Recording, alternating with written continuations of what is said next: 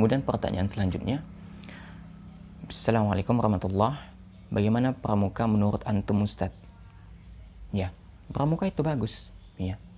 Namun tidak mutlak, ada plus minusnya. Ya. Kalau misalnya ada kegiatan-kegiatan yang tali temali misalnya, ya, simpul tali temali, ya, itu bagus, ya. Buat tandu dengan tongkat kemudian diikat dengan tali, itu bagus, ya. Namun ada juga sisi negatifnya, ya, sisi minusnya, misalnya ikhtilat, campur baur, atau banyak kegiatan yang tidak bermanfaat, ya.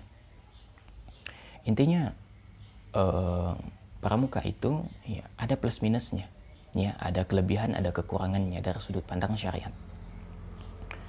Tapi wallahu alam, yang ana pribadi lihat, pramuka itu banyak berisi hal-hal yang tidak bermanfaat dari sudut pandang agama.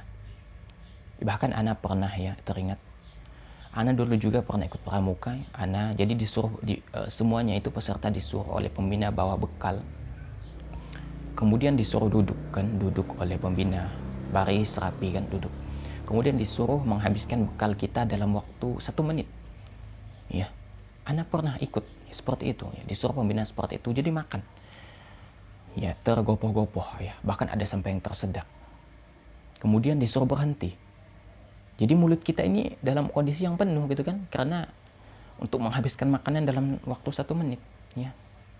Kemudian tiba-tiba kita disuruh menelan apa yang telah ada di dalam mulut kita. Tentu ini adalah kondisi yang tidak tidak mengenakan, ya, penuh di mulut kita, jadi kita tidak ada waktu untuk mengunyahnya lagi, disuruh telan, dan itu tuh sangat menyakitkan. Maka itulah jamaah, banyak perkara atau hal yang tidak bermanfaat di dalam pramuka.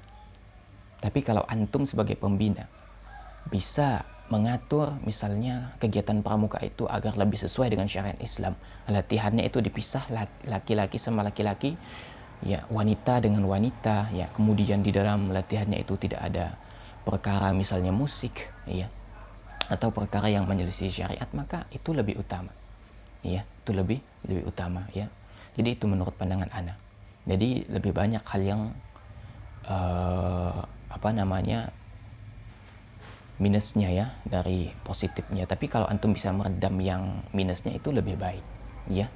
Wallahu a'lam bishawab.